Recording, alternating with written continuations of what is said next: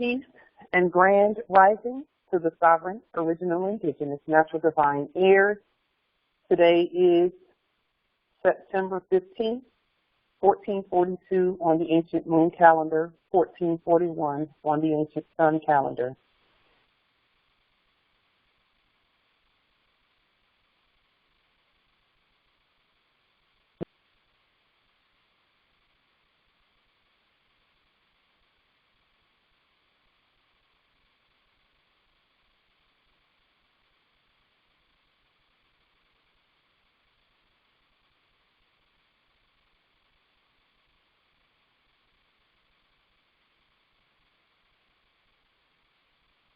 Chosen sovereign appellation is like Kajiri Bay, in capitis diminutio nullo, in red ink, in propria persona sui juris, in proprio solo, and in proprio heredes.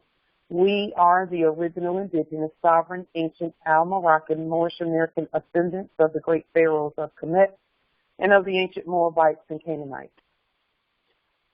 Our full faith, trust, allegiance, credit, and energy are hereby vested in ourselves, for we are the people who are the original indigenous, natural divine, de jure Moorish National Republic federal government. We hereby exercise all sovereign rights at this time and at all points in time, nunc pro tunc.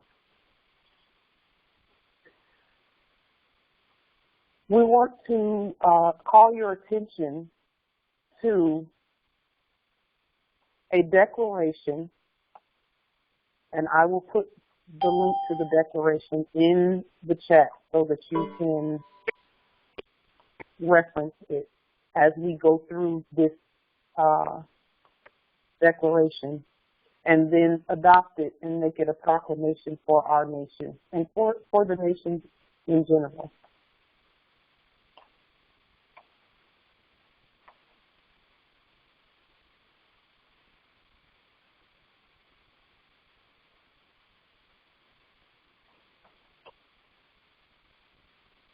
Okay.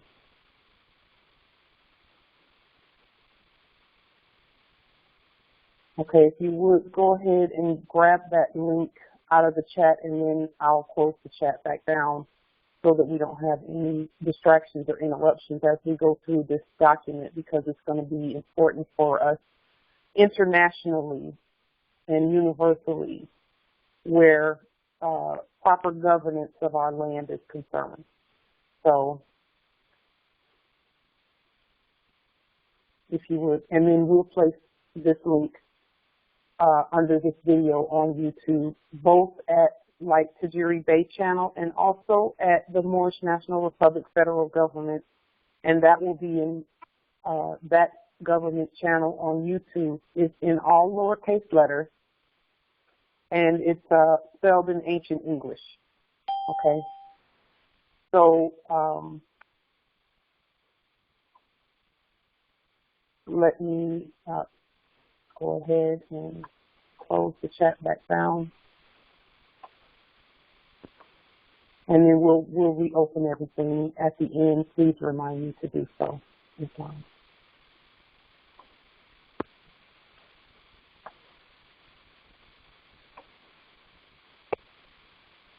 Okay.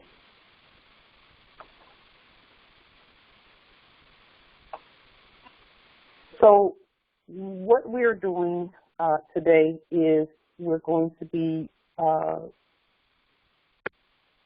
adopting a proclamation and putting forth a proclamation based on this document. And as you know, we don't do any documents in black ink in capital letters, but we do want to take a look at these documents. This document is on the United Nations Human Rights Office of the High Commissioner website. And so we're going to take a look at it and then put it forth. And the actual affidavit that we're putting forth today will be under this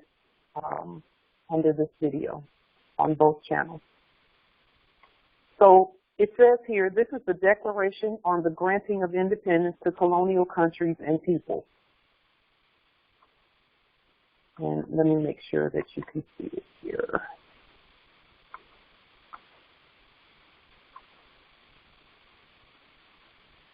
Okay. Now, the things that we're doing are for the whole earth. So we're going to, because that is our inheritance. And so we're going to be referencing all people. We'll read it as they have it here. The General Assembly, mindful of the determination proclaimed by the peoples of the world in the Charter of the United Nations to reaffirm faith in fundamental human rights, in the dignity and worth of the human person, in the equal rights of men and women and of nations large and small, and to promote social progress and better standards of life in larger freedom. Conscious of the need for the creation of conditions of stability and well-being and peaceful and friendly relations based on respect for the principles of equal rights and self-determination of all people, and of universal respect for and observance of human rights and fundamental freedoms for all without distinction as to race, sex, language, or religion,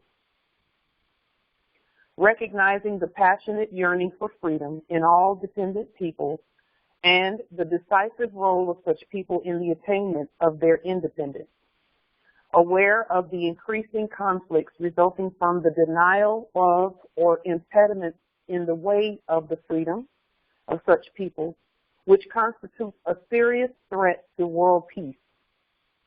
Considering the important role of the United Nations in assisting the movement for independence in trust and non-self-governing territories, recognizing that the peoples of the world ardently desire the end of colonialism in all its manifestations, convinced that the continued existence of colonialism prevents the development of international economic cooperation, impedes the social, cultural, and economic development of dependent peoples, and militates against the United Nations ideal of universal peace, affirming that peoples may, for their own ends, freely dispose of their natural wealth and resources without prejudice to any obligations arising out of international economic cooperation, based upon the principle of mutual benefit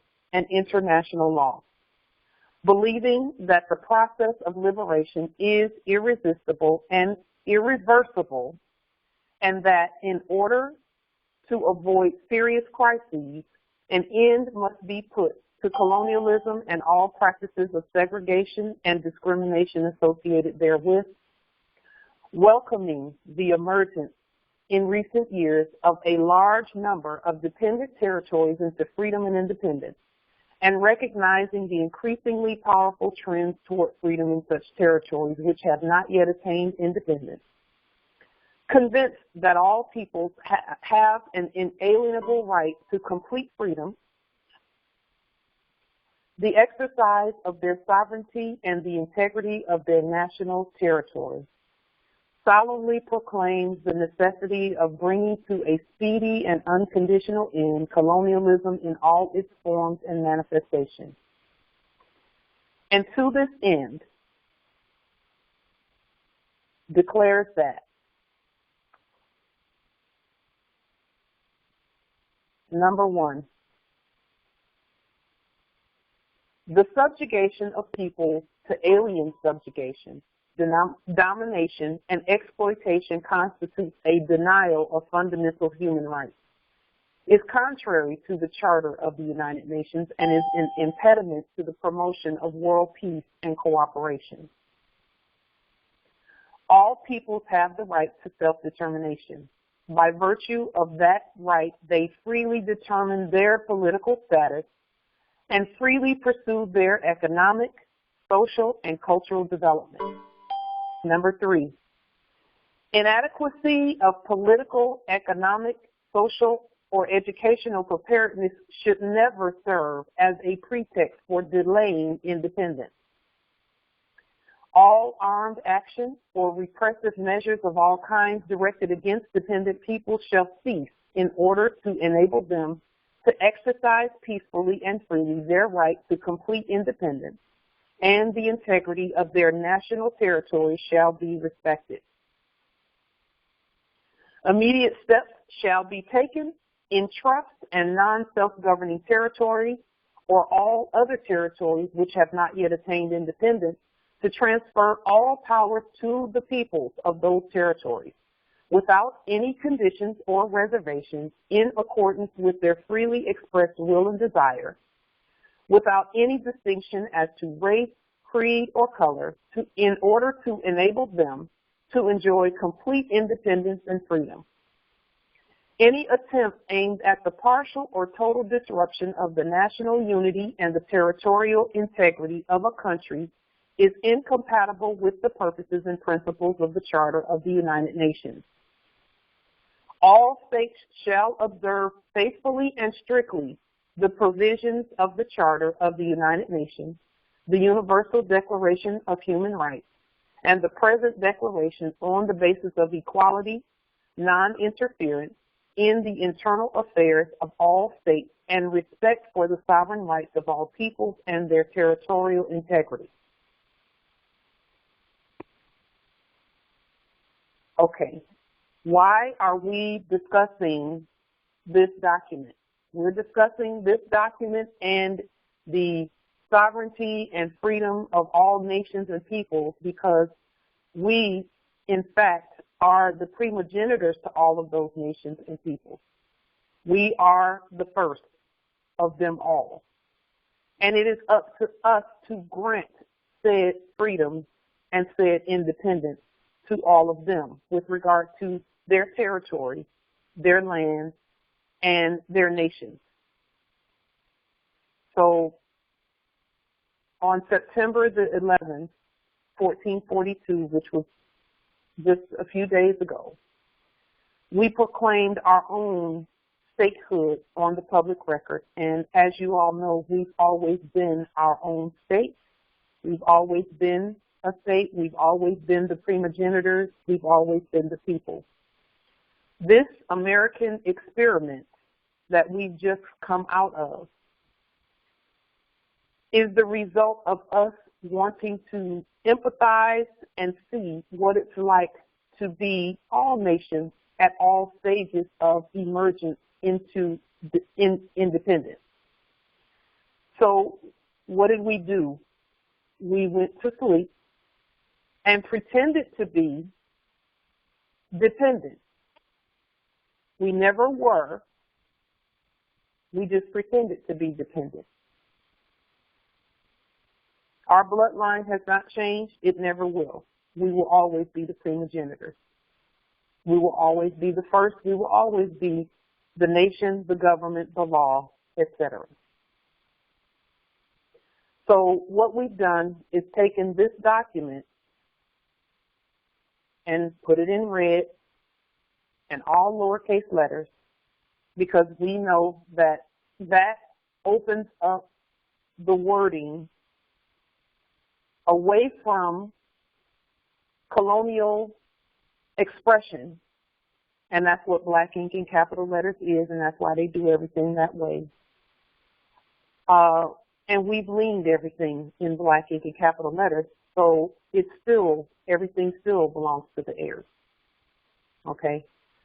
So what we've done is put it in red in all lowercase letters and made this document a part of our own General Assembly of this Congress, and that's do the etymology on assemblies and Congress, etc., so that you will know that as the primogenitors, that is what we're doing.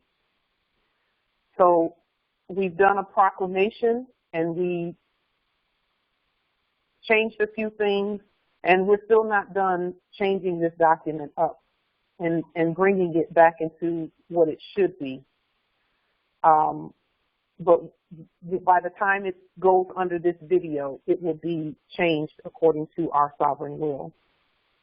according to both our national expression in ancient English, as well as any feudal words taken out of it, and our sovereign will express. So this General Assembly proclamation on the granting of independence to previously colonized lands and peoples. And why do we say previously? We say previously because once the primogenitors free themselves, it frees all others. And we have done that. And all we have to do is continue to enforce our freedom and our independence. And again, we were never dependent on anyone. They were actually dependent on us. And that's why they needed autographs every 5 seconds from us. And so we changed just a few of the words, and we want to go through and discuss briefly how this document coincides with our proclamation of statehood and how we express that in the territory, because each and every Moor must, and you can't tell sovereigns what to do, but at some point we must mandate, if we want to continue to be free, and we will, what we put forth as the nation and as the government and as the law in order to push and assert. And it's not really pushing. All it is the assertion and the living being of our independence. We must be our independence. We must be the law and be the government. So I want to point out just a few things in the document, and then you'll have the, you can read the document under this video. The document references in several different places dependent people. Dependent people, what does that look like? Dependent looks like using someone else's money. Dependent looks like going to others outside of your nation for the things that you need. Going to their state court, going to inferior courts, going to inferior places that are, and I'll just say it, it's beneath your nobility. It's beneath our nobility. Why is it beneath our nobility? That's not an ego statement. That's a statement of law. At law, the Constitution calls what they're doing inferior. And when I say they, I'm speaking of the corporations. What the corporations were doing was inferior to the heirs. That's why statehood and these documents and these proclamations by the General Assembly are so important. And as we put them forward and put it on the public record, then all are bound by them. All subjects are bound by them. And where corporations are concerned, we just lean them and send them on out of here because they were never supposed to be on the land in the first place. Dependent people, there are nations around the earth who've been waiting for us to wake up, and they are currently feeling dependent. So it's going to be our job and our responsibility and our duty together as the primogenitors operating through, by, and with statehood. We're using the power of our unified statehood in order to accomplish the things that we need to accomplish. It's by statehood that is done. In the past, as we were waking back up again to our sovereign freedom and independence, we were doing things seemingly independently but it was all a part of the collective consciousness and us waking up together at the same time. There are many more who are still not quite awake yet. And what we're doing right now will make it so that as they wake up, they already see statehood in action. They see governing in action. They will have the benefit of the things that we've all been through, the tests that we've had. They will have the benefit of that so that they don't have to keep going through that. Many of us have been tested. We've been tested by policy enforcers, state judges, jails, prisons, etc. We were chosen for that. Why? Because the ancestors knew we would stand and not ever acquiesce. They knew that. So that as our heirs wake up and as the generations come forth at this time, because they're coming, that they would see what non-acquiescence looks like. They would see what governing and standing looks like no matter what we're faced with. They needed to see that, okay? We saw it in our teachers, and we're so grateful for them. But dependent nations need to see our independence because they're waiting and watching so that they can do the same thing.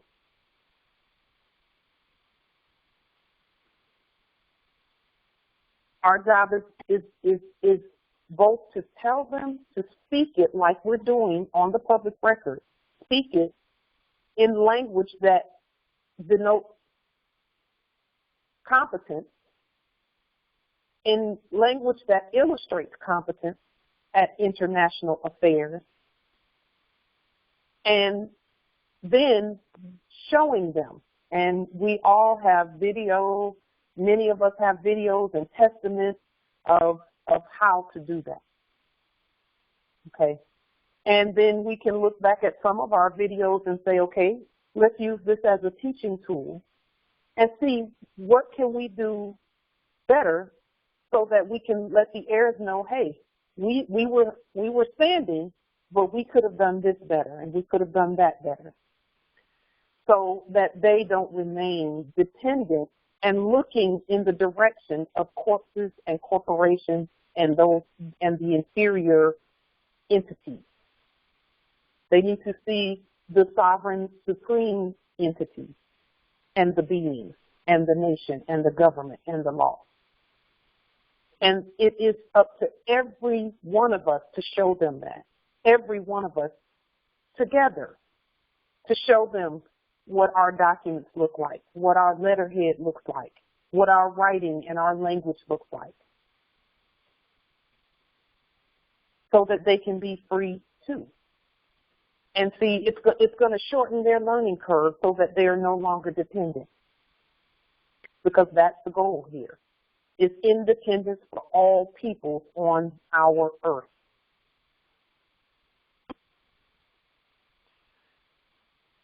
They're also talking in this document, they're making reference to better standards of life in larger freedom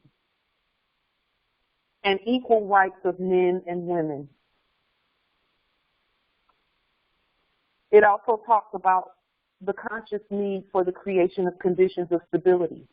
How do we create our own conditions of stability, because we see that no one else is going to do that.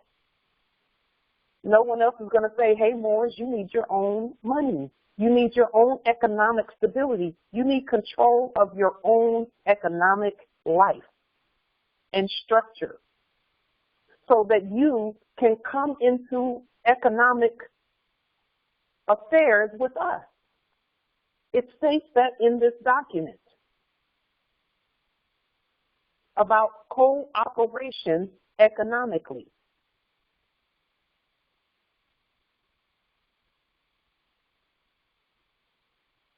Here, let's just go ahead and go through some of this, because it's a beautiful document, but by the same token, we must live it. mindful of the determination proclaimed by the peoples of the world in the Charter of the United Nations. And here, United Nations is in all lowercase letters. Why?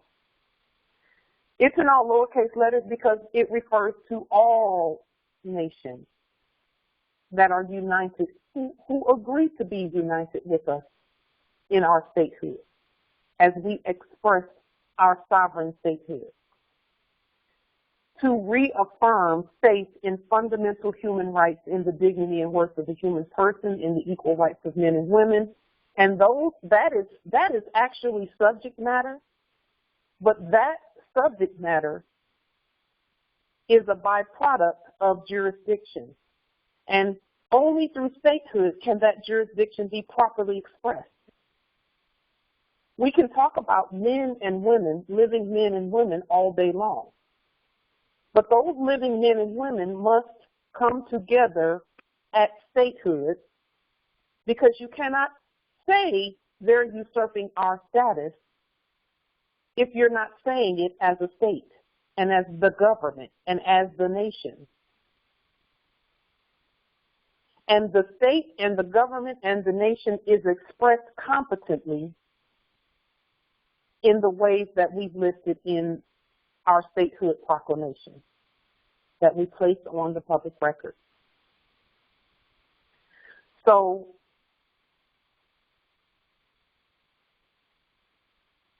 with all that we have done where statehood is concerned, that work over these last, since our prophet was here, and even before then, all the way back to our ancestors, the work that's been done over these last 4 turnings, and those 4 turnings are the times that we woke up some, and then we moved around a little bit, we got some foundational principles in place, and then we kept going. We woke up some more and woke up some more. And since our prophet was here, and even since our ancestors were here, we have been going through the phases and stages of waking up, building one upon another. The work that we're doing is building on the work of those who came before us at statehood. They laid the foundation, and now what are we doing? Building on it. But that must be done through the venue and the re-venue of our court, our state courts, which are consular.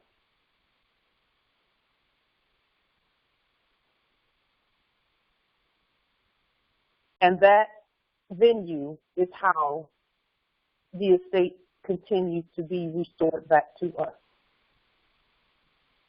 No one else can restore the estate but us.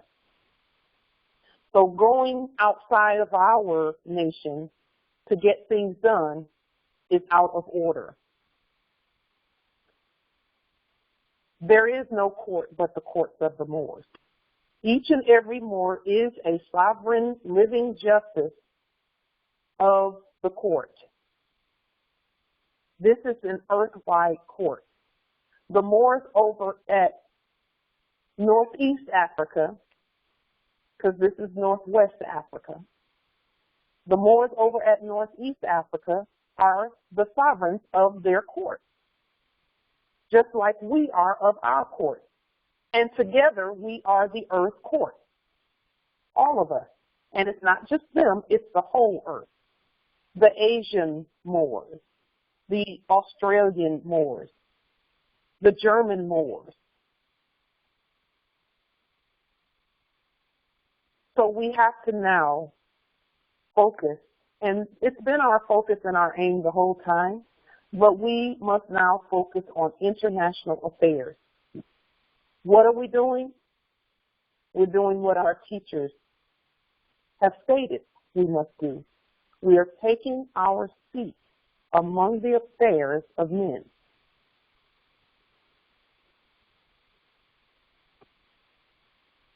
We hereby seat ourselves at the table, the international and universal table of law. And we speak the law because we are the law. We have the examples that we can look at, but then we must purge them and clean them up and then use them. And they cannot look like the corpses and the corporate. They must be specific to us. And that's what we're doing. So the United Nations is all the Moors at all the earth. Now, we're going to have the opportunity to implement all that we're talking about because there are Moors from all over right here on our land here at what we call the motherland. There are Moors from everywhere. So we actually now can implement this law into practice in dealing with them right here. We don't have to go anywhere else. We're home. So we can implement these right here. First in our own lives, where statehood is concerned. Yes, we are all together. No matter what's going on with the Moors, we're all together. We are not separate from one another. If Moors are detained, we're together with them in spirit and in truth. And the best way for us to assist them is to put these laws in place, put them on the public record, agree on them, and then push forward. Continue pushing forward to our freedom, our continued freedom. These are the fundamentals of statehood.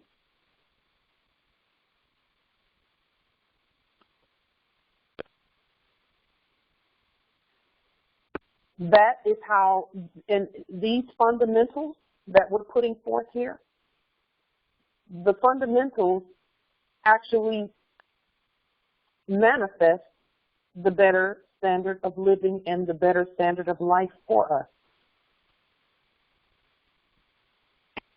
This document specifically talks about the resources and the access to the resources.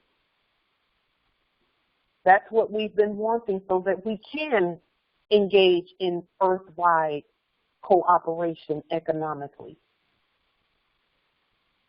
That's what all that we're doing is for, is so that our heirs and their heirs for the next quadrillion or more into perpetuity generations have what they need in order to govern properly the universe. It says here,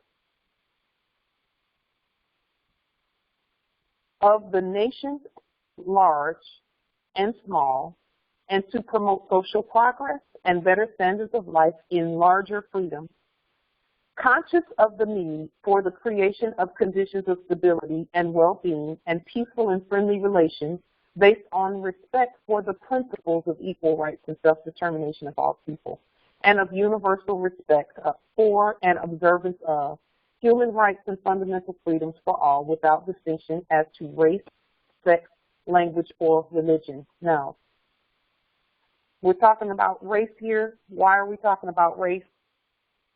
We know that race is not really a thing except among the citizens and the subjects. They have a race, and that's why that word is put there, because we do have to acknowledge and respect their humanness. The subjects have a race. We're not a race. There's no such thing as racism. Why is there no such thing as racism? Because God doesn't have a race. We are the gods of this earth. Racism has nothing to do. Racism is a subjective term that has nothing to do with nobility.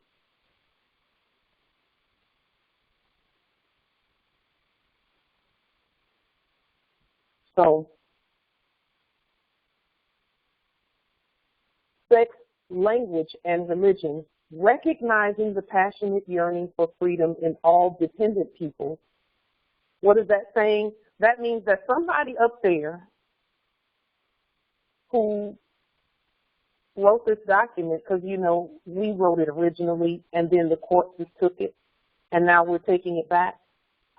Okay, we knew throughout history that the more that were seen as dependent based on their actions, because dependence has everything to do with what we do,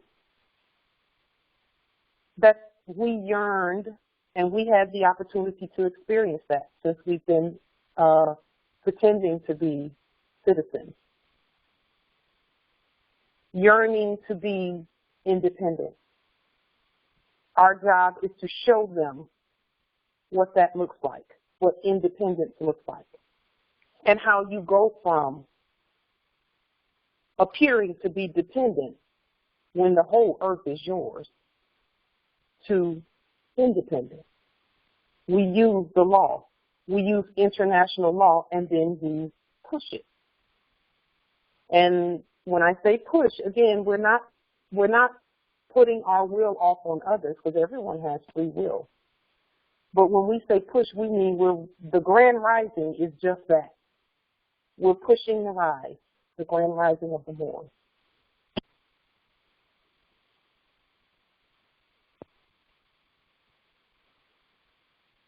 Here it says freedom in all dependent peoples and the decisive role of such peoples in the attainment of their independence. No one else can do it for us. We must do it for ourselves.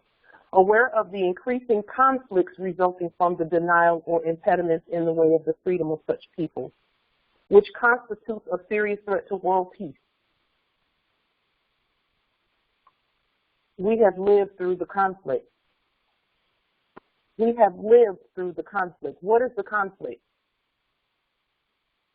The conflict always starts with the Moors, because we're the only ones who have the authority to create war and peace.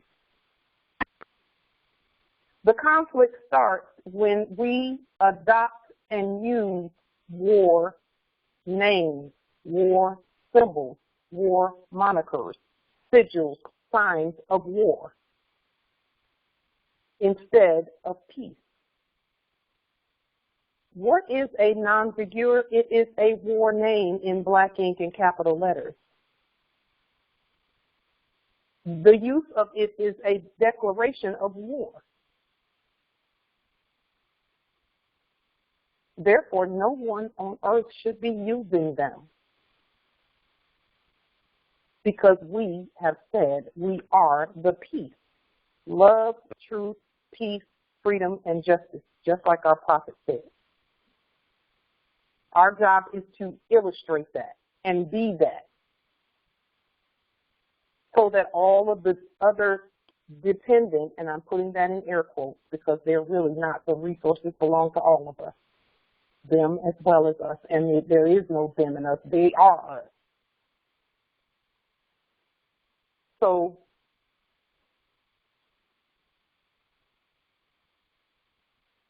with regard to the threat to world peace, one thing that our ancestors will not allow, and one thing that we should not allow, is a threat to the peace at earth. So when you see things in black ink and capital letters, when you see things in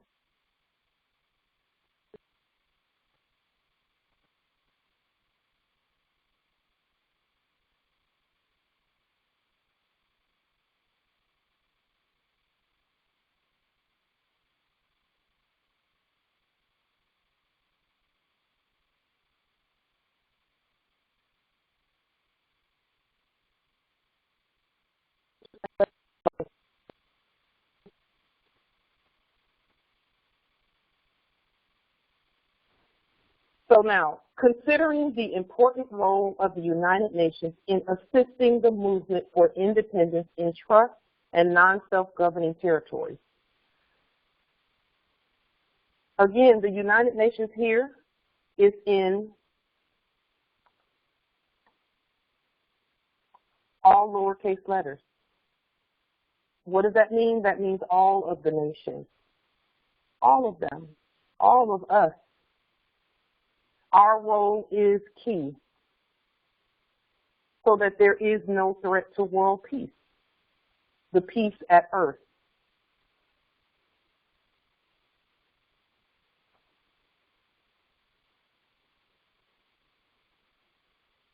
The movement is talking about here the United Nations in assisting the movement for independence in trust and non-self-governing nations. What are we doing? What are we talking about? We're talking about the national, here it is right at the top of our document, the Moorish, divine, and national movement of the earth.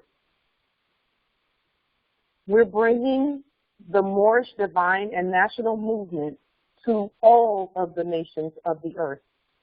We're going out into the highways and byways and saying, hey, capitalism, black capitalism, that is not your status.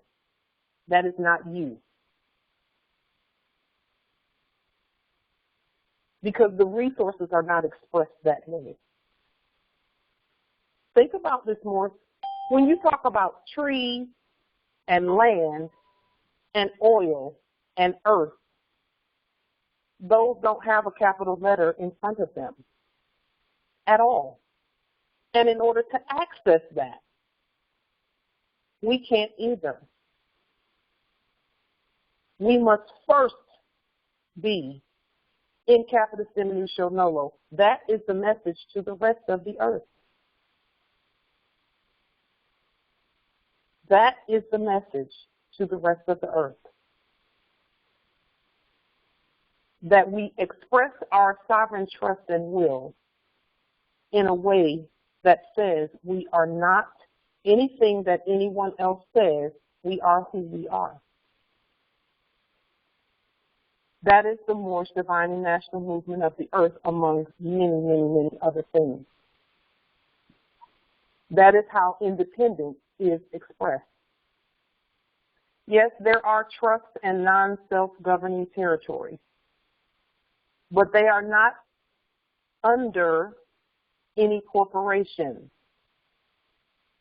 They have put their full faith and trust in us. The whole earth has. If you don't believe me, and you don't have to, just go ask them. Who do they look to for resources and freedom and to know what to do next? They look right over here on this land.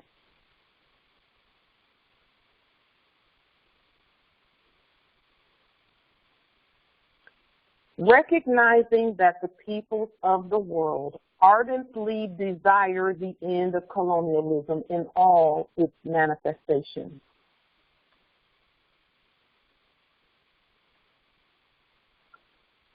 We all agree that we desire the end of colonialism. It ends when we say it ends. Therefore, we say it has ended. And now what do? Take this international law and push. Take our statehood and push forth. What does the pushing look like? I'll give you an example of what it shouldn't look like. Pushing does not look like what the hybrid foreign corporations did when we were in their fake courts not knowing that we were who we are. When we try to speak, they're talking all over everything that, everything that we're saying. They're talking all over it because they don't recognize the heirs. Why don't they recognize the heirs? Or why didn't they recognize the heirs? Because we didn't raise them from the dead. The dead can't see. The dead cannot see. Anytime we're dealing with the subjects of the earth or even the other nations of the earth, it must be done by court action. Why?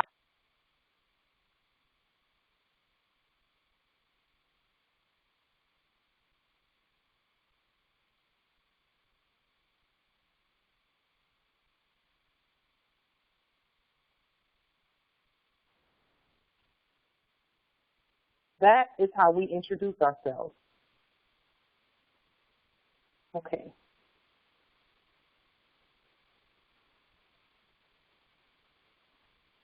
I want to make just a couple of adjustments here. That's fine.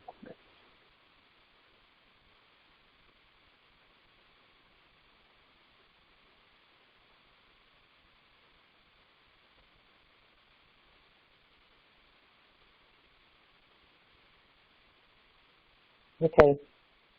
Can you all hear me? I'm going to open up the chat for just a moment. I just want to be sure that you can hear.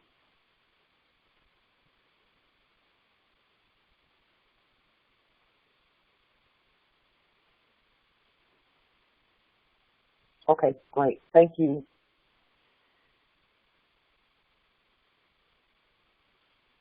Okay.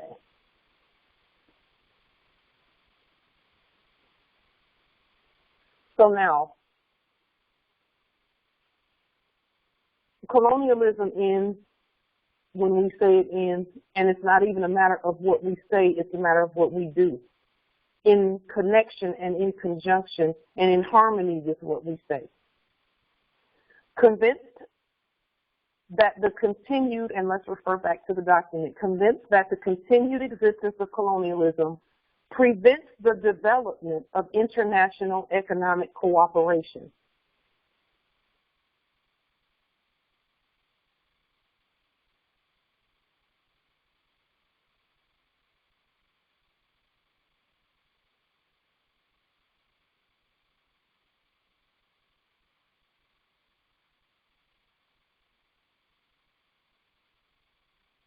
No, economic cooperation.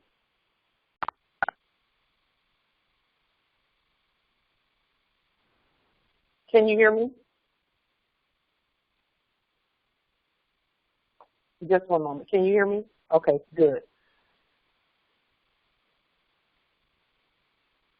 Federal Reserve debt notes interfere with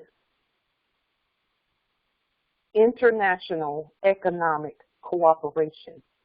Why? Because they were introduced by colonizers.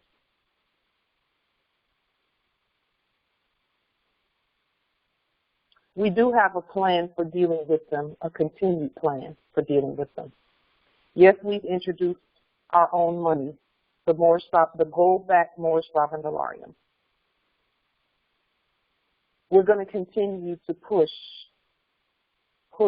and pushing has a lot to do with the programming that's going on in our own nation. We've been programmed to think that Federal Reserve debt notes is the only way to get anything. When we have all of these natural resources that we can freely go out on the land and get and use our own money to convey the resources to one another.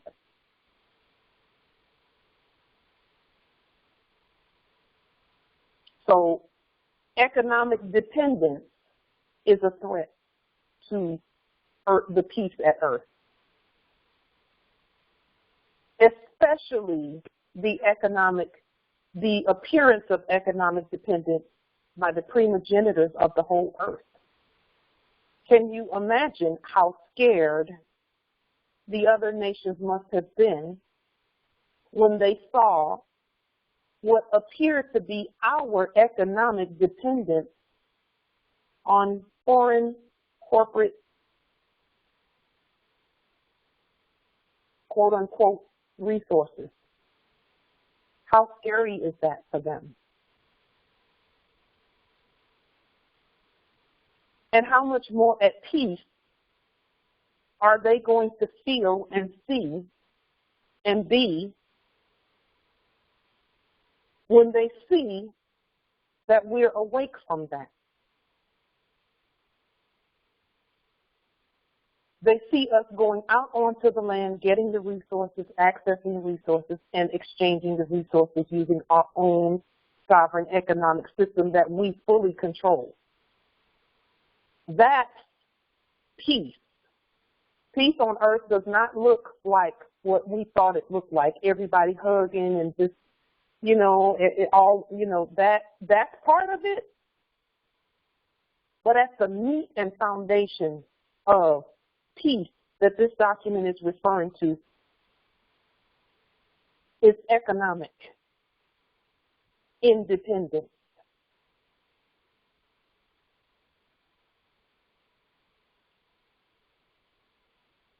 Economic independence.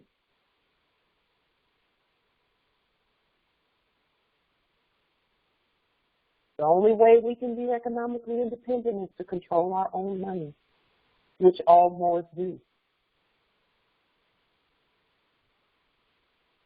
If you have a printer or you know someone with a printer, you control your own money.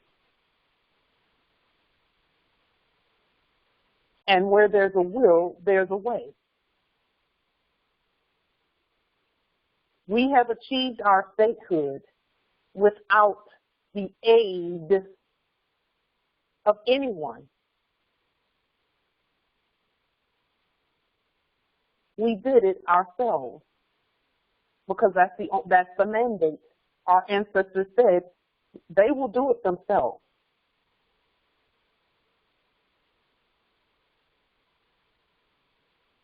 And when they wake up, they're going to be speaking the law, the law, the law, the law. That is how you will know who they are.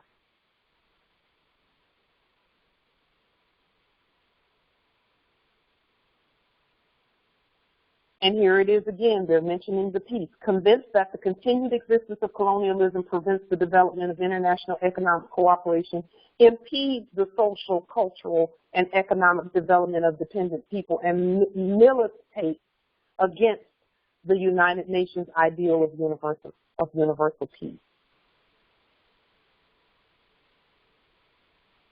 And, you know, here they didn't even say that the aggression of colonialism. They didn't say that. They said the mere existence of it. The mere existence of it. What does colonialism look like? It looks like a radical change to the people who are the original indigenous heirs.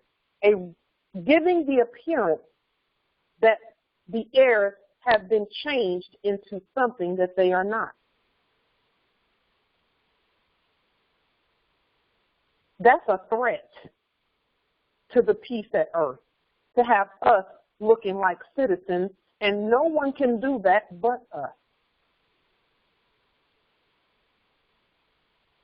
Consenting to colonialism. Who has the authority to change the look of God? Only God has that authority.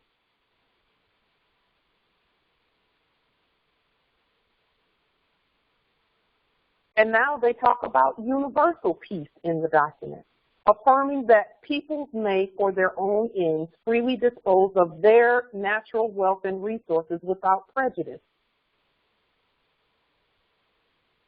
And by may, here it says affirming that peoples may, look that word up, in its very earliest iteration and etymology, it means we shall, for our own ends, freely dispose of our natural wealth.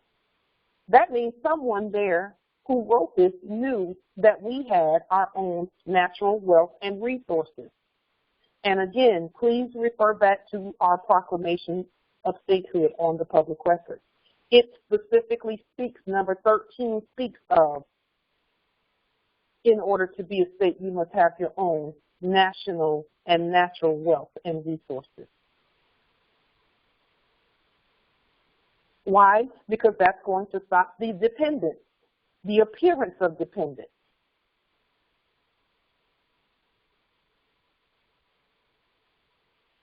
And that's without prejudice. to any obligations arising out of international economic cooperation, and that's what we're going for here. International economic cooperation with all of the other nations of the earth based upon the principle of mutual benefit. We're the beneficiaries. So we must have our own wealth, resources, money, and use it to our own benefit, and that is automatically going to create mutual benefit among the heirs of the earth. And then here we are at international law, which is what we've been talking about the whole time when we talk about treaties. That's international law. And thankfully, our teachers, the minute we woke up, they had us speaking treaties, treaties, treaties.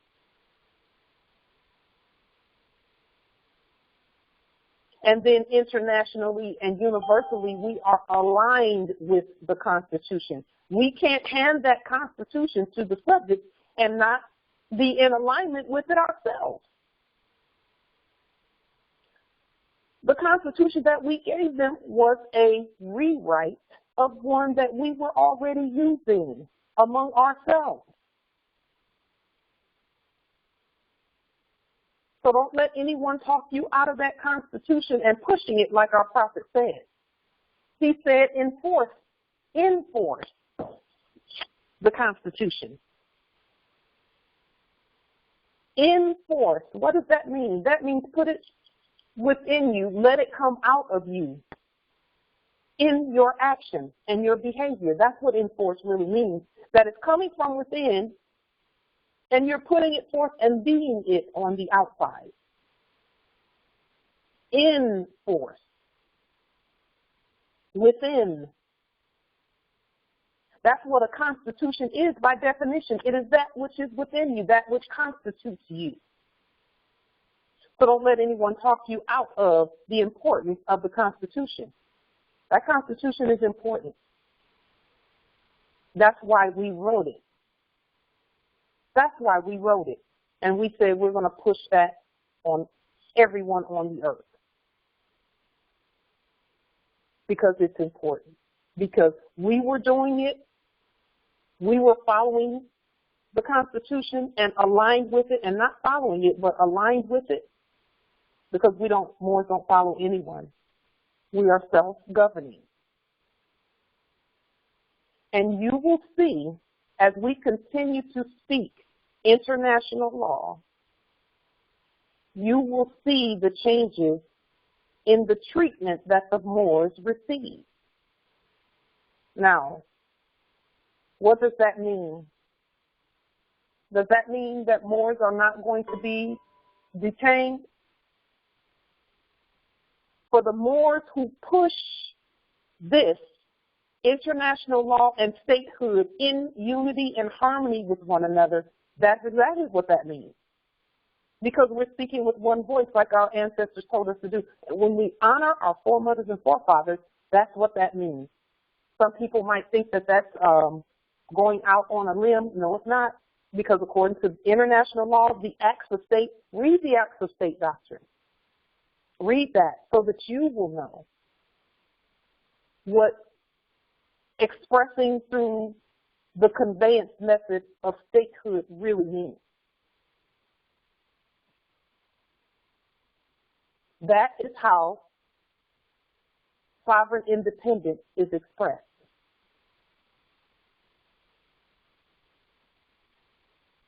Your statehood is expressed by the things that each one of us does. First in our own lives, and then in assistance of our brothers and sisters. So that international economic cooperation exists. Economic cooperation is important. It's mentioned several times in this document because the rest of the earth is waiting for us to get our own everything. Our own money, and I'm going to keep going back to that because that's been the sticking point, it seems, among the heirs. That seems to be the programming that seems, it appears to be hardest for us to get beyond. And when the colonizers saw that all of us were using their foreign Federal Reserve debt notes, they thought, and they celebrated, oh, they will never get out of that. They will never, they can say all day long that they're a nation, but if they're still pushing fiat, then we still got them. I'm seeing more, and I'm not judging anyone. I'm pointing out the facts and the changes that we have made and that we're going to continue to make. I'm seeing Moors use more sovereign dollarium and the blessings that come with that.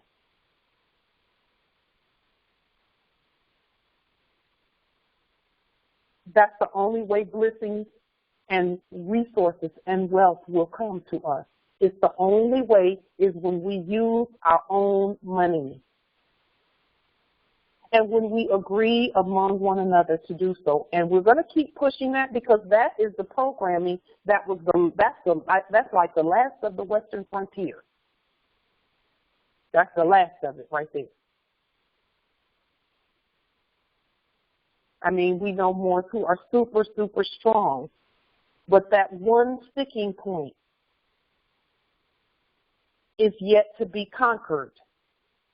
And we've already conquered it as a nation. Now each one of us must push that forth. Believing that the process of liberation is irresistible and irreversible. Irreversible. More, listen. Our proclamation at statehood that was placed on the public record on September the 11th, 1442 on the ancient moon calendar, 1441 on the ancient sun calendar, and 2021 on the Greco-Roman calendar. It's irreversible. There's no going back. And to me, that alone is worth some confetti. That alone is worth a celebration.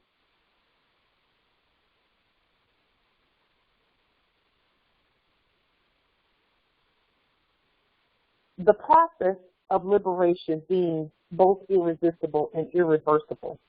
When you talk about the word irreversible, that at the root of it is the word reverse. Reverse.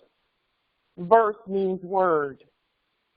Like universe means one word. It means everyone in that whole sphere is speaking the same. Reversion of the state. That means that we are speaking our word that says that the estate is ours.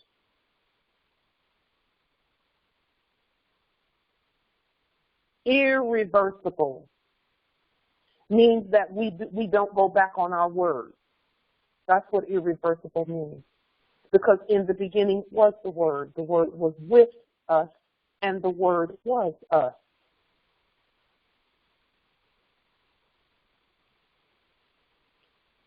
And that here, just after irreversible, it says, and that in order to avoid serious crises, and that is the word crisis, but it's plural, crises. Have we not had some serious crises among each other in terms of unlawful detainment, food that is killer, so to speak, because you can't get rid of us. We've been here since time immemorial, and we're going to be here. Thus, we consented to do and agreed to do this demonstration. An end must be put to colonialism. We hereby end it today by our sovereign word and our actions. We end colonialism by our statehood.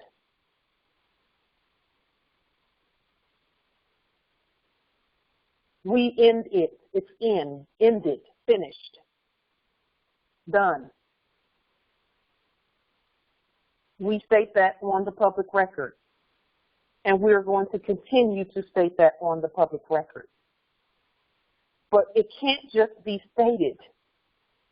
We actually had to do those 13 things that were on the statehood list in order to prove that we have the authority to end colonialism.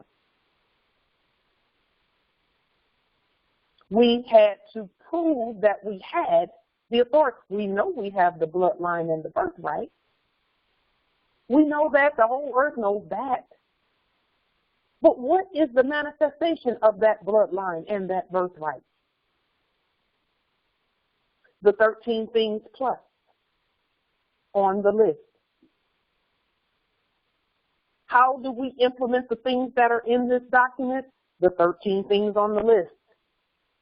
We've been implementing them all along. Economic independence so that we can cooperate with the rest of the earth.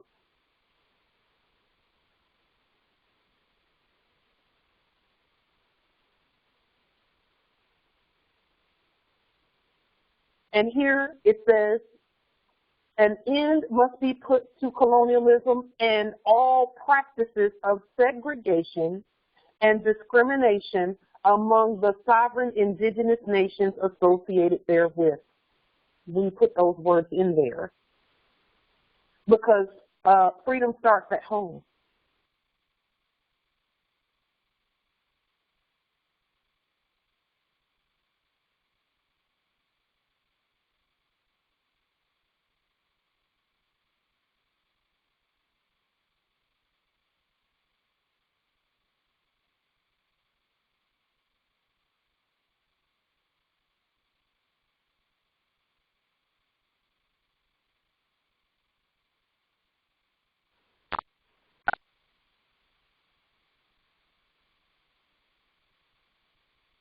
Can you hear me now?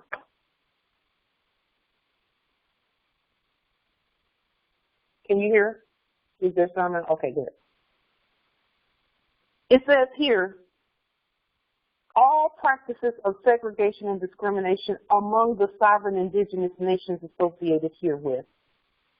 How do you end colonialism and all practices of segregation and discrimination among the sovereign indigenous nations associated herewith?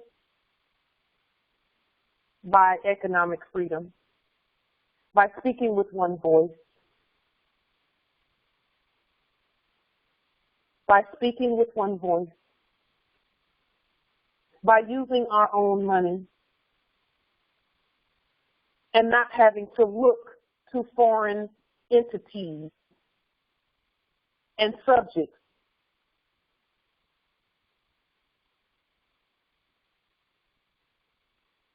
That is how you end colonialism and all practices of segregation and discrimination. The root word where discrimination is concerned has its derivative in the word criminal. Criminal. Think about that more.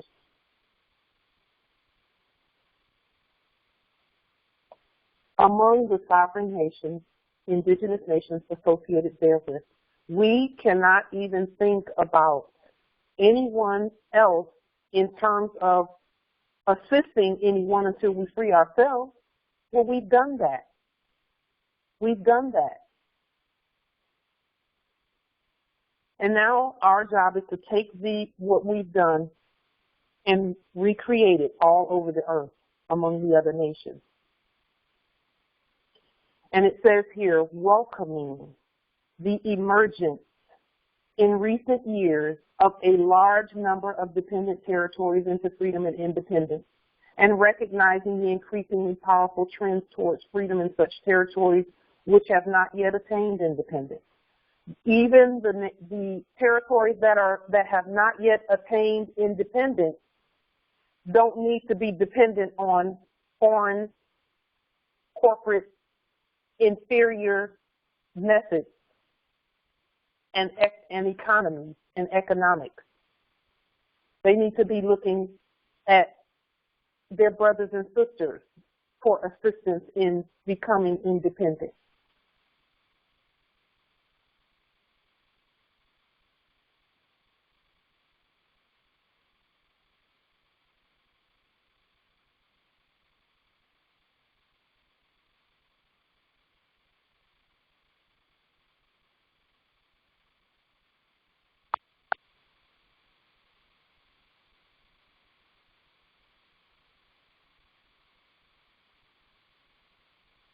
American experiment, okay,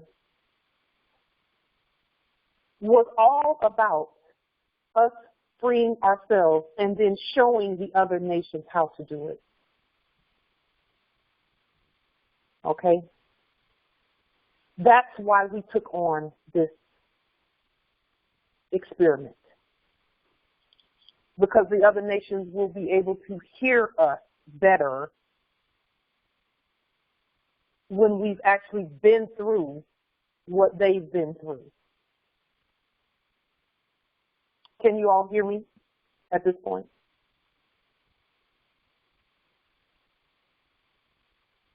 Okay. We want to be sure that the other nations of the earth see the example that we set so that we restore peace to the earth. Who knew? In our sleep, did we know that we were to restore the peace to the whole earth by doing what we're doing right now? No one else could do it. We had to. So, convinced that all peoples have an inalienable, and the root word here being lean. Now, if anyone has any doubt about all lowercase letters, just think about that which can and cannot be leaned. You can't lean anything that's not incorporated in black ink and capital letters. You can't lean it. The only thing that can be leaned is black ink and capital letters.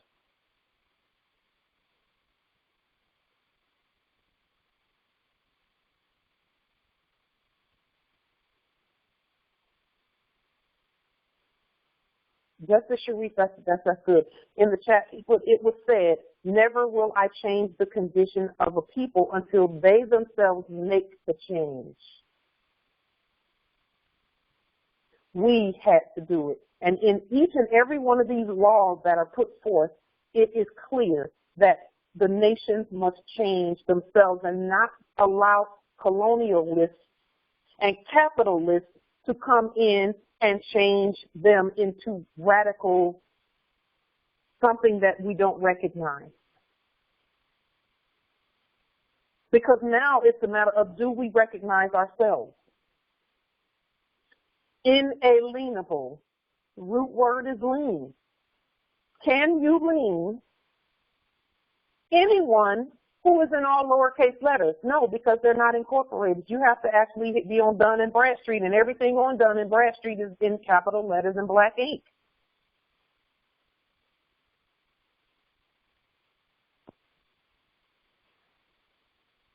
Convinced that all peoples have an inalienable right to complete freedom.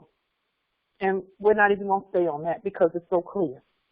The exercise of their sovereignty and the integrity of their national territory, that means the land here, solemnly proclaims that we hereby bring to a speedy and unconditional end colonialism in all its forms and manifestations. We hereby do that today.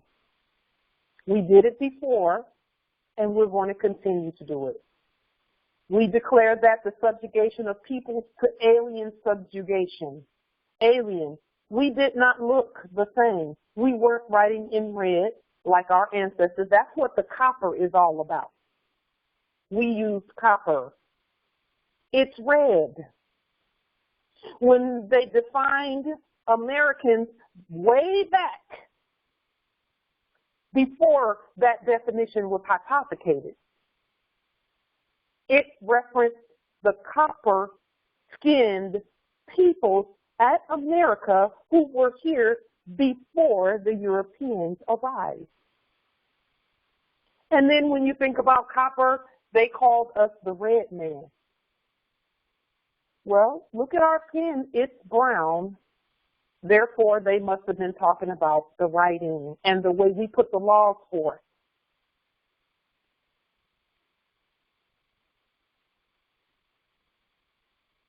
That's exactly who the red man is that Muammar Gaddafi referred to when he spoke.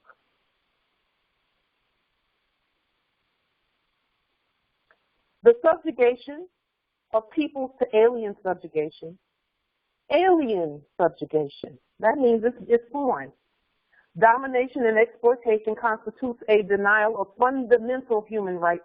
It's contrary to the Charter of the United Nations and is an impediment to the promotion of world peace and cooperation.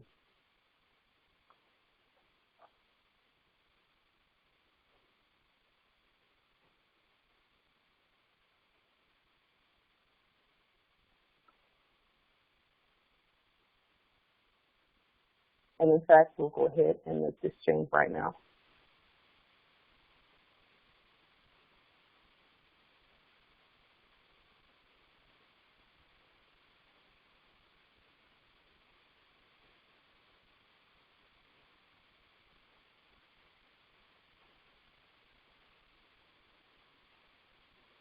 Number two, all peoples have the right to self-determination.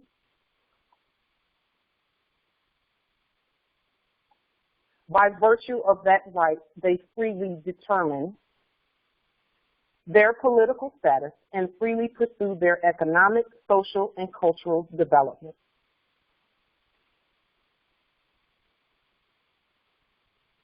When you talk about political status, what are we referring to? Political status can only be proclaimed when there is economic, social, and cultural freedom.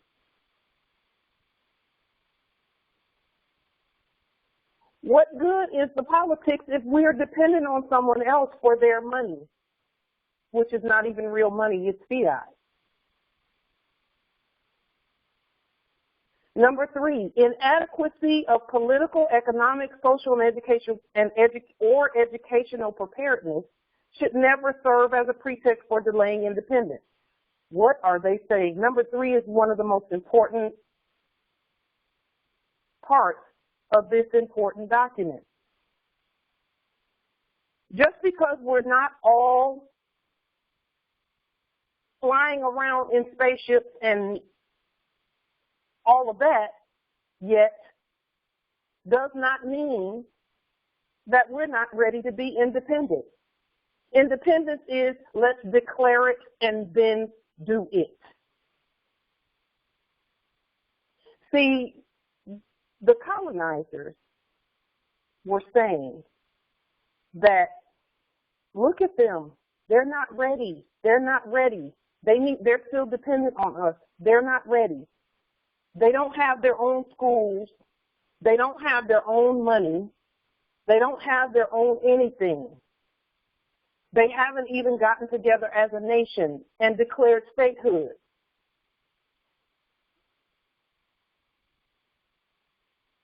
That is still not a reason for delaying independence.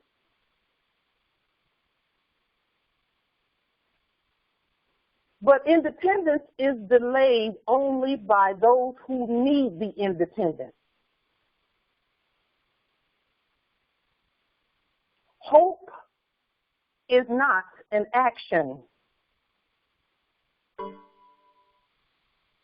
It's not an action. We must act. Be. And be is a better word than act. But when we say act, we mean action and activity in the direction of continued statehood and freedom. We've declared our statehood on the public record. It's a fact. It's irreversible. It's the law. So we have chosen to no longer delay our independence. It's a choice we made by our actions. Therefore, we know that inadequacy of political, economic, social, or quote-unquote educational preparedness, that's not even a thing anymore. Why? Because we have our own money. Therefore, we can get our own schools, do our own sovereign exchanges, and be economically and socially and irredeemably prepared.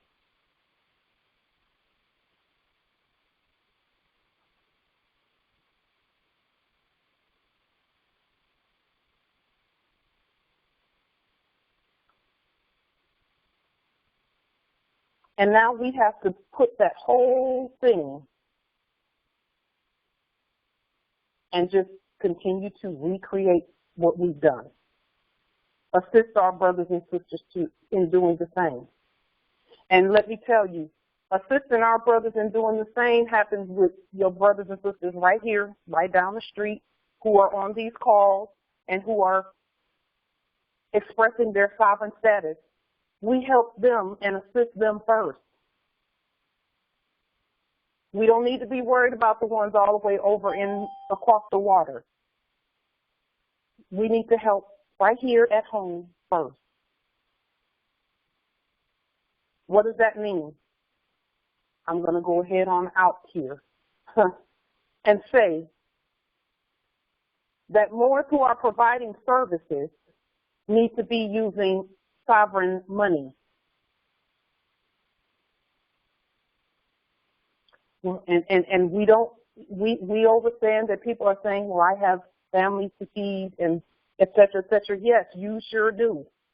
You have clan and kin and heirs who depend on you. And they're not going to be able to do that if you have to depend on someone else to give you something that you can produce and print yourself and then demonstrate. We're in transition still, but we have to do it.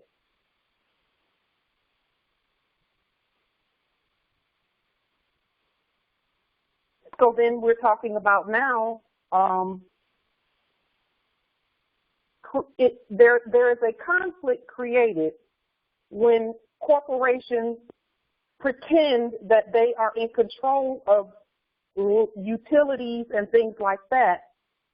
There's a conflict created there when we're in our proper status and we're proclaiming our statehood and we're putting the law forth.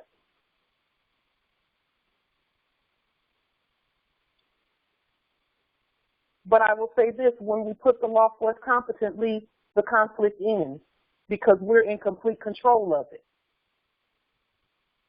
All of the things that we thought we needed from them come from them in black ink and capital letters. Why is that? So let's make sure that we keep in mind what our national expression is.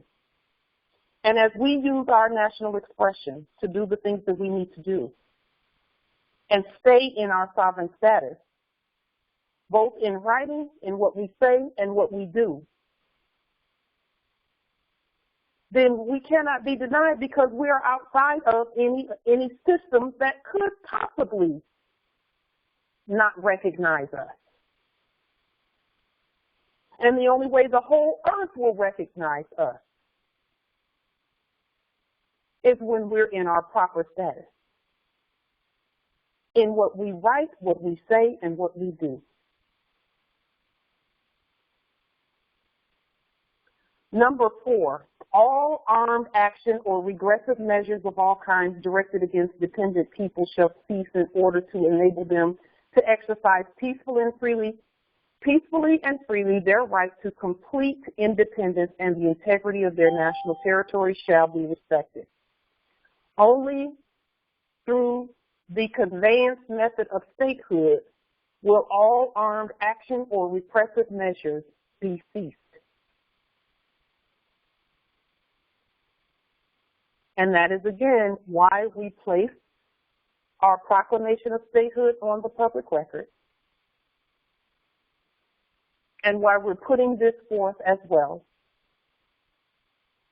so that as we move forward in what we're doing, in proclaiming who we are and in gathering the resources that we need in order to cooperate economically internationally, that there is no violation where armed action or repression measures are concerned. We have to show them how to do this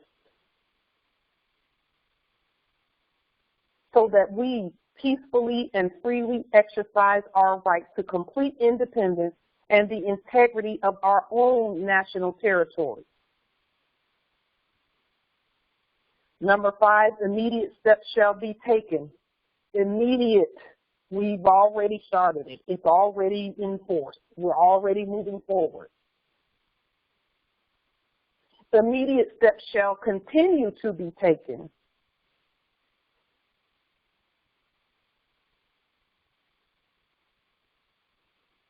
in trust and non-self-governing territories. So that's where our brothers and sisters are concerned. And all other territories which have not yet attained independence.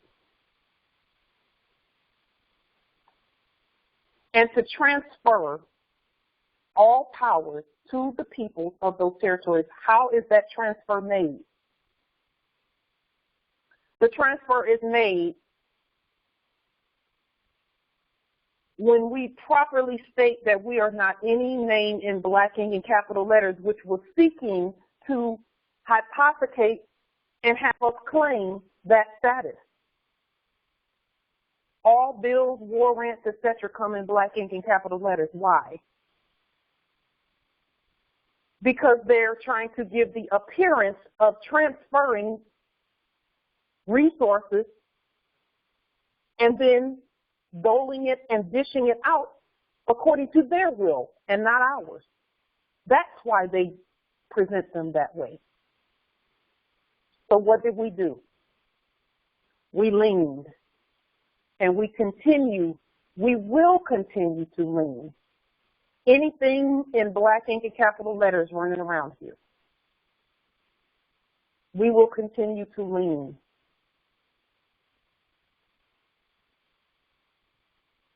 By leaning it, what do? We're bringing it all under subjection and under our dominion.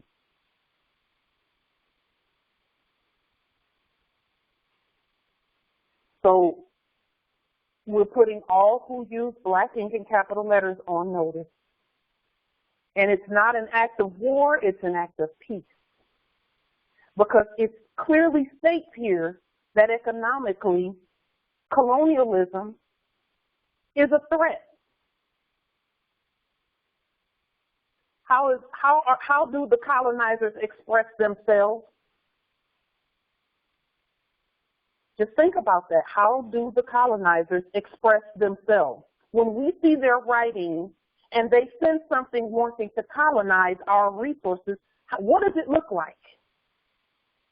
That ought to tell us that we don't want to look like that. That's why we lean that.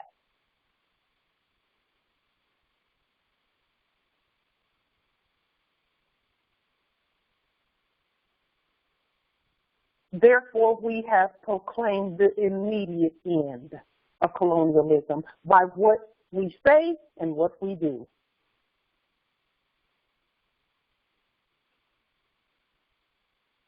Immediate steps shall continue to be taken in trust and non-self-governing territories and all other territories which have not yet attained independence, to transfer all powers to the peoples of those territories without any conditions or reservations, in accordance with their freely expressed will and desire, without any distinction as to race creed, or color in order to enable them to enjoy complete independence and freedom. So now,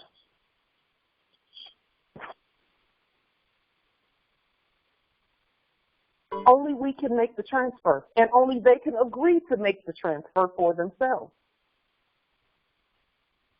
Because we've declared our statehood, that applies to all Moors, including the ones that are using black ink and capital letters. But they must be exposed to the erudition that says that that is not how we express ourselves. So were those concerned with, are we assisting our brothers and sisters, we speak in agreement with their intention to be free. So we're not speaking for them because no one represents the Moors, but we are honoring and speaking in agreement with their intention to be free that was spoken of earlier in this document. If their intention is freedom, we agree with them. And all that applies to us applies to them.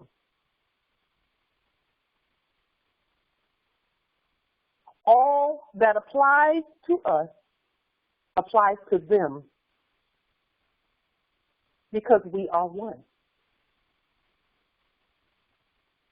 Are we competent? Yes, fully competent. Will we continue growing in competence? Yes, we will. We're going to continue learning from each other and hearing from the ancestral energies, but we are speaking in agreement with all Moors. That's bringing that's uplifting all of us based on what we've done and what we're placing on the public record. And that's without any conditions or reservations. If they are on our land, they're free. And all that we're saying has to do with all Moors. All Moors. Number 6, any attempt aimed at the partial or total disruption of the national unity.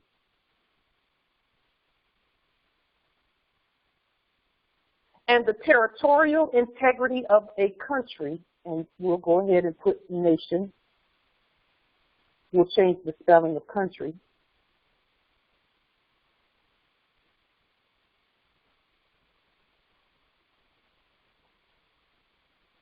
Is incompatible with the purposes and principles of the Charter of the United Nations. A charter of us. We are the United Nations. We're the United Nations in red and all lowercase letters, meaning that's all the nations of the earth who are independent or without reservation or condition. It's the Moors. Number 7, all states shall observe faithfully and strictly the provisions of the Charter of the United Nations. What is our charter? Our charter is our word. In the beginning was the word. Charters start things off. Our proclamation of statehood is a charter.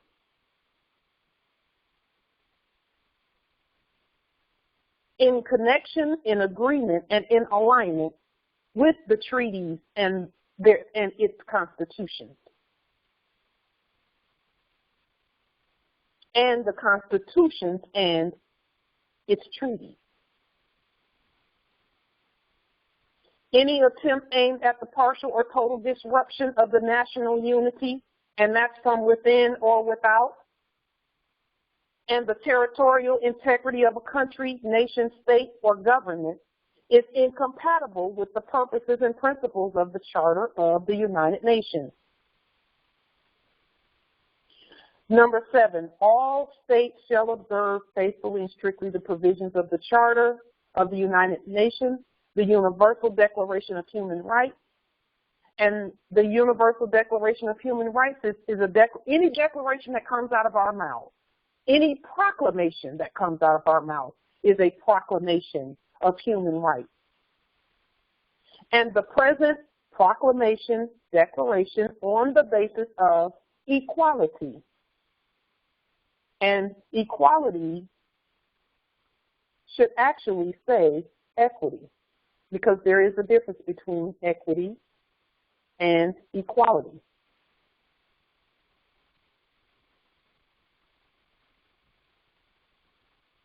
There's a difference between equity and equality.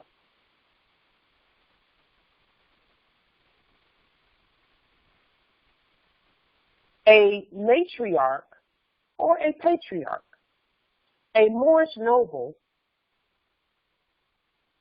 has the equal right to live just like and breathe, let me say breathe, just like a monkey has the right to live and breathe. But there is not, a Moor is not equal to a monkey. So then the word equity comes in. That's the difference between equality and equity. Okay? They say all men are created equal, but the word really should be equitably. It should be equitable. Thus the difference between courts of equity and other courts and inferior courts.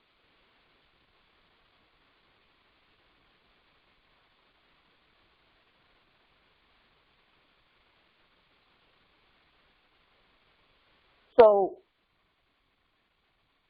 number 7, speaking about equity, non-interference in the internal affairs of all states and respect for the sovereign rights of all peoples and their territorial integrity. Let me just point out with regard to non-interference. Non-interference.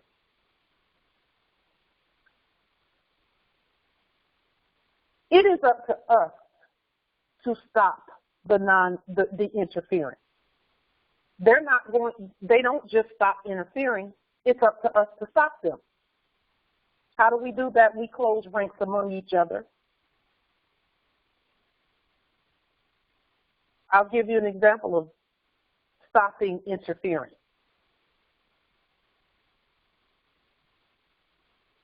On these calls, we've had interference by foreigners. We don't have any today right now, do we? No. Why not? Because we stopped it. We stopped it.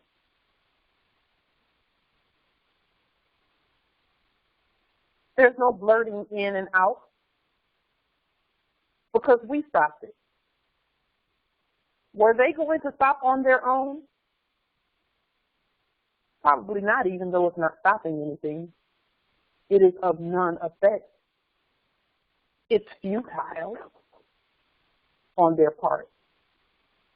It's futile. Any attempt to disrupt are futile because we will put a stop to them always. We always have. We already have. It's a wrap.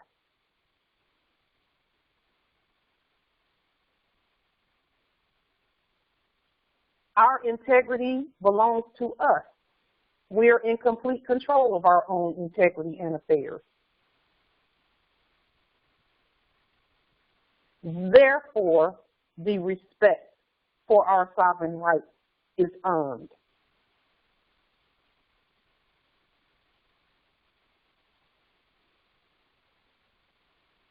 And at any time that there is some a breach of the respect of our sovereign status, we put an end to it. And then all of us together agree that whatever is put in place, we honor it also. In order to stop foreign disruption in our meeting, we have all taken a step back and said, okay, we'll speak, we'll put it in lecture mode, and we'll speak to each other when the floor is open. We'll place things in the chat when the chat is open. and we'll be okay with the chat being closed and the meeting being in lecture mode so that we can continue to express our sovereign will.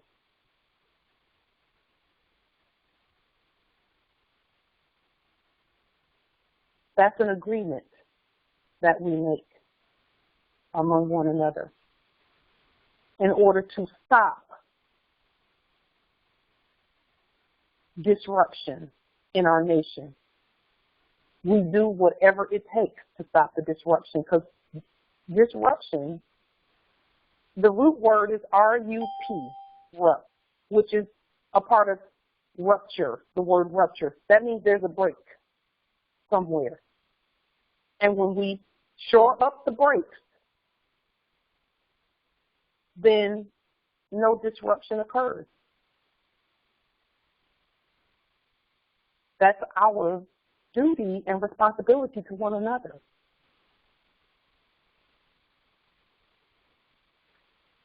With that being said, are there any questions or comments? If there are any questions or comments, we will address them at our meeting, our assembly this Thursday, which is tomorrow, the 16th of September, 1442, 1441, and 2021. We will address those tomorrow offline, or we can go ahead and address them here if you so desire. Islam.